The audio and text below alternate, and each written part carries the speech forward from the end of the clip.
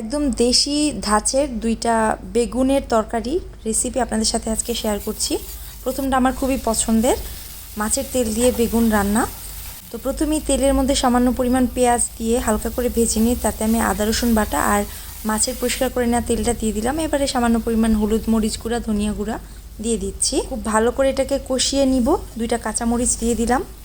ঝাল যদি কম খেতে চান তাহলে কাঁচামরিচটা বাদ দিতে পারেন। একটা বড় গোল বেগুনকে চাকচাক করে কেটে নিয়েছি। ছোট্ট সাইজের একটা গোল আলু দিয়েছি। খুব ভালো করে কষিয়ে কষিয়ে সামান্য পরিমাণ পানি দিয়ে আমি রান্নাটা করে নিয়েছি। একদম গরম ভাতের সাথে এটা খেতে খুব ভালো লাগে। অবশ্যই রেসিপিটা ট্রাই করে দেখতে পারেন। চলে যাচ্ছি পরের রেসিপিতে। এটাও আমার খুব পছন্দের একটা খাবার, বেগুন আর কচু দিয়ে লেবু পাতার সাথে দিয়ে একটা ঘন্ট। ইলিশ মাছ ভেজেছি আমি যেই তেলে, সেই তেলেই দিয়ে দিচ্ছি। এখানে তেলের পরিমাণটা একটু বেশি লাগবে, 4 টেবিল চামচ পরিমাণ আমি তেল দিয়ে দিলাম।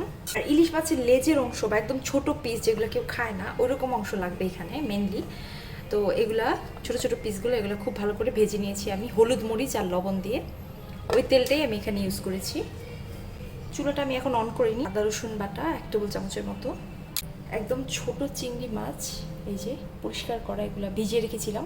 শুটকি আর কি, চিংড়ি শুটকি এখানে পাওয়া যায় এরকম, খোসা নাই, খোসা ছাড়ানো চিংড়ি। তো এটা ভিজিয়ে রেখেছিলাম 1 কাপ পরিমাণের মতো দিয়ে দিচ্ছি। আপনারা কিন্তু এখানে যে কোনো শুটকি ব্যবহার করতে পারেন। চ্যাপা শুটকি দিলে এই রান্নাটা সবচেয়ে বেশি মজা হয়, কিন্তু চ্যাপা শুটকি আমার কাছে নেই। লইট্টা শুটকি দিয়েও করতে পারেন।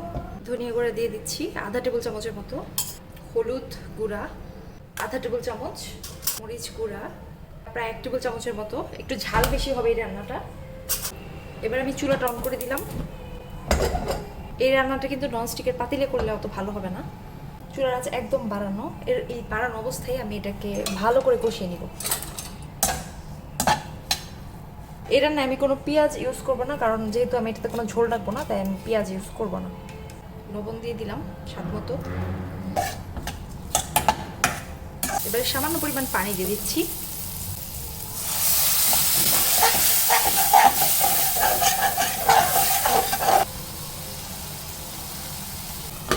দুইটা লম্বা বড় বেগুনকে আমি এরকম ছোট ছোট করে কেটে নিয়েছি, যে এরকম কিউব সাইজ করে কেটে নিয়েছি।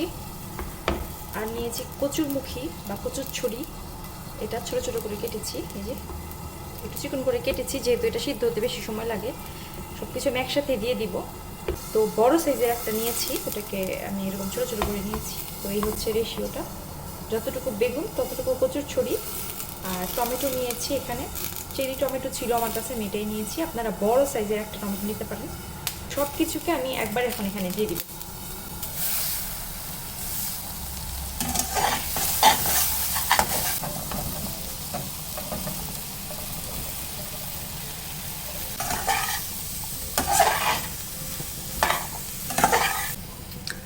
বেশি করে লেবু পাতা নিয়েছি আমি, কাঁচামরিচ নিয়েছি, আর গ্রিন স্প্রাউট ছিল আমার কাছে, ওইটা নিয়েছি। আপনাদের কাছে যদি সিম থাকে সেটা নিতে পারেন।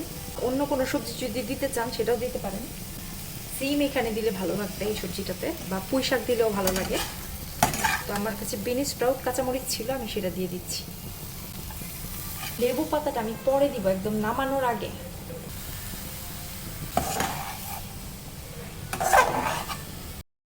এটাকে ঢেকে রান্না করব, কষিয়ে কষিয়ে একদম রান্না করব। প্রয়োজন পড়লে পানি দিব, যদি মনে হয় লেগে যাচ্ছে তাহলে।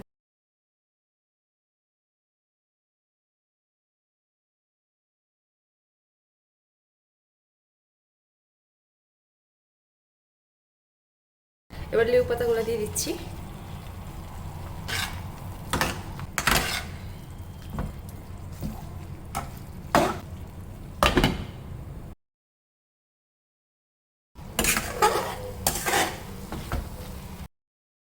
ইলিশ মাছটা একদম পরিষ্কার করে বেছে ফেলেছি, কাঁটাটা সেটা দিয়ে দিচ্ছি। কিনা একটু চেক করে দেখছি।